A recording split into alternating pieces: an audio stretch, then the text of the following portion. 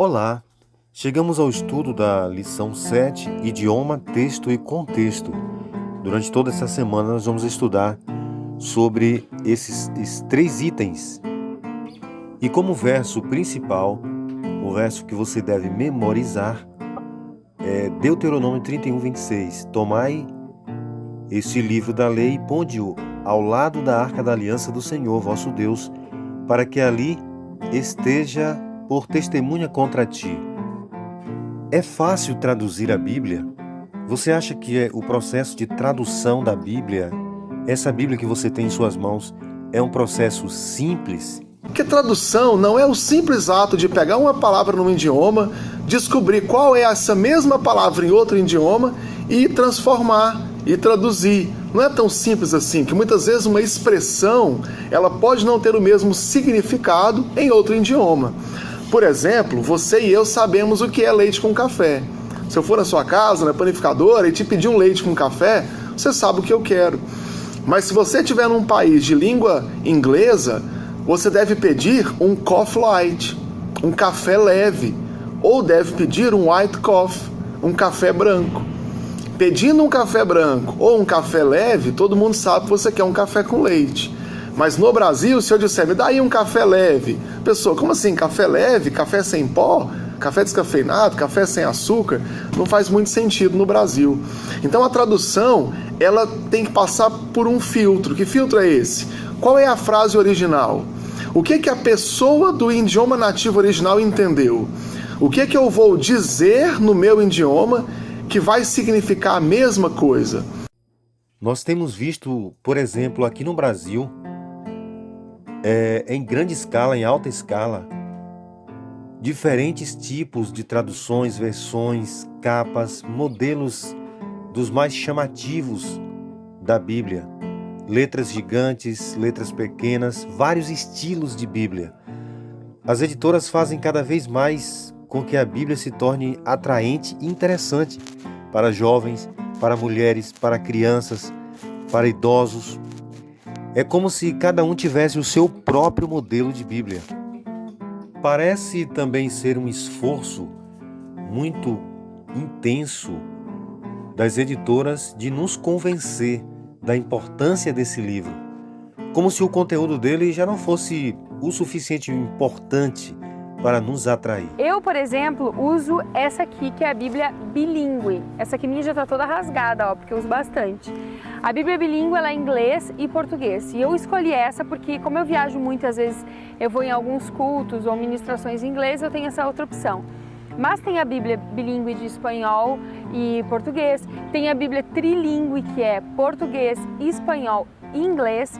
Então, se você fala outras línguas, é bacana tu comprar uma Bíblia bilíngue ou trilíngue, porque tu consegue fazer uma comparação bacana. Por exemplo, às vezes tem em português a frase, mas não deu para entender direito, tu vai no inglês e consegue ter uma noção melhor do que está escrito.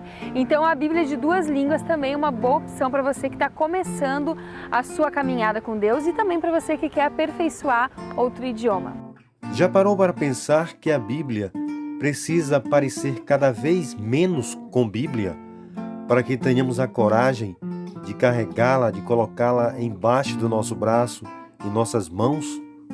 Em pensar que os mártires, os grandes reformadores, andavam com as páginas da Bíblia no bolso para poder ter acesso, e alguns até escreviam textos em seu próprio corpo para não esquecer deles. E nós hoje, com tantas Bíblias em nossas mãos, ainda temos preguiça de lê-la. A Bíblia foi traduzida para mais de 600 idiomas. Parece muito, né? Mas se compararmos com o número de línguas que existem no mundo, veremos que somos privilegiados em termos a Bíblia completa em nosso idioma. E em 1645, um jovem de apenas 17 anos iniciou aquela que seria a primeira versão completa da Bíblia em português. O seu nome? João Ferreira de Almeida. Embora tenha nascido em Tavares, nas proximidades de Lisboa, João Ferreira teve uma vida cosmopolita, pois morou em vários países e, ao se converter ao protestantismo, foi missionário no Ceilão, que é o atual Sri Lanka. Ele sabia ler e se comunicar razoavelmente bem em holandês, francês, italiano, espanhol, latim e grego. E veja a perseverança desse rapaz. Depois de ter traduzido vários capítulos, ele perdeu o manuscrito que levou 3 anos para escrever e teve de começar tudo outra vez. Até que, em 1676, ele finalmente terminou a tradução do Novo Testamento e enviou para ser impresso na Batávia. Mas o trabalho de revisão foi tão lento que ele teve de tomar o manuscrito e reenviá-lo para ser impresso em Amsterdã, na Holanda. E finalmente, em 1681, surgiu o primeiro Novo Testamento traduzido completamente em português. Aí veio a hora de começar a tradução do Antigo Testamento. Mas Almeida só conseguiu chegar até Ezequiel capítulo 41, pois uma enfermidade ceifou-lhe a vida em 1691, aos 63 anos de idade.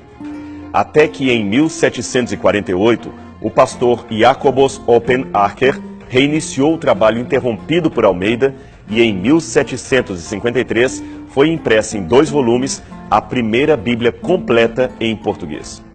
Sabemos que a Bíblia foi escrita com um propósito, com propósitos específicos.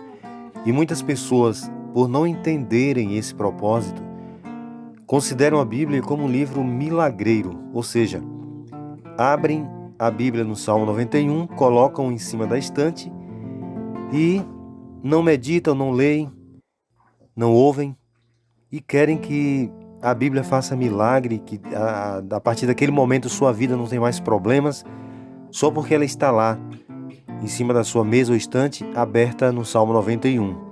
Mas quando nós lemos 2 Timóteo 3, 16 e 17, vimos que a Bíblia tem a função de ensinar, de repreender, de educar na justiça e tem a função também de exortar. Para isso, nós precisamos lê-la e aplicá-la em nossa vida. E muitas vezes, você precisa de um estudo mais profundo da Bíblia para não ser levado para lá e para cá quando vierem os falsos ensinos. Ou seja, resumindo, estude as palavras da Bíblia, pois cada uma palavra pode ter vários significados. Estude o contexto do texto que você está pesquisando. Estude as repetições, sabendo que o hebraico não tem pontuação, logo, ele usa outros artifícios para reforçar as suas ideias. Por isso, quando estudamos a Bíblia, é importante, é muito legal irmos ao seu idioma original para vermos as variantes de uma palavra que podem ter significados mais profundos e mais amplos do que estão traduzidos em nosso idioma. A exemplo disto, nós temos a palavra misericórdia, que é uma das palavras mais ricas e profundas do Antigo Testamento. Ela descreve o amor de Deus, sua bondade e a sua misericórdia, e o propósito da aliança em relação ao seu povo. O mesmo ocorre com a palavra shalom, que muitas vezes traduzida como paz, mas seu significado é muito mais profundo e amplo do que esse termo. Mas não importa que tipo de Bíblia você tenha, qual a versão ou a capa que você escolheu, isso não altera o conteúdo que ela tem, desde que você faça uso dela. 5 anos depois de ser publicada originalmente em inglês em 2010, a Bíblia de Estudo Andrews agora está disponível também em língua portuguesa. Essa Bíblia tem como seu principal recurso as 12.000 notas de estudo que acompanham o texto bíblico no rodapé. Então, a pessoa tem uma dúvida ali, está lendo a Bíblia, tem uma dúvida, ela vai lá e ela consulta ali as notas de estudo e aí tira suas dúvidas sobre o contexto, sobre o significado de uma palavra no hebraico, sobre a ligação desse texto com o ensinamento geral da Bíblia. Então, é essa a utilidade das notas de estudo. E a vantagem de qualquer Bíblia de estudos, e essa Bíblia de estudo também tem essa característica, a pessoa está lendo a Bíblia.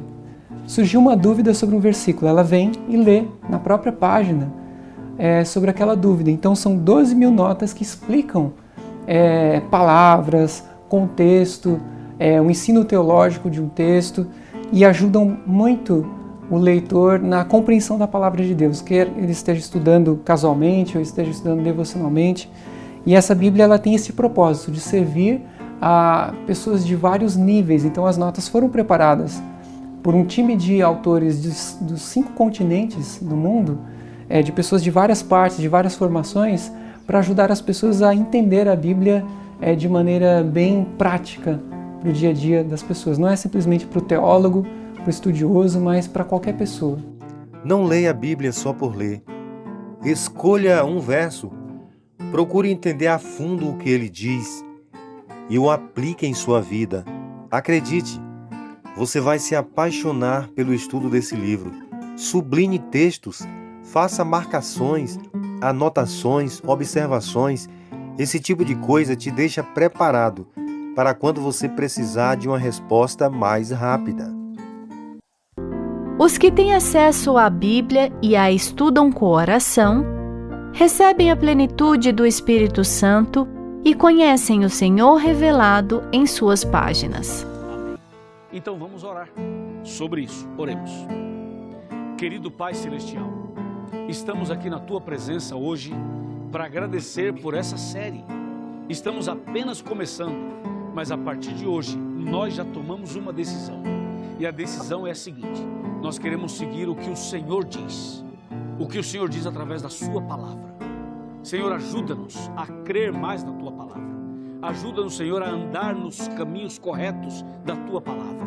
Não nos deixe cair nos enganos filosóficos, ideológicos, nas ideias humanas, nas mensagens humanas. Ajuda-nos, Senhor, a colocar a nossa fé, o nosso foco, a nossa crença naquilo que está na Tua palavra, porque a Tua palavra é segura, a Tua palavra ensina, repreende, corrige, educa, a Sua palavra nos prepara para a vida eterna.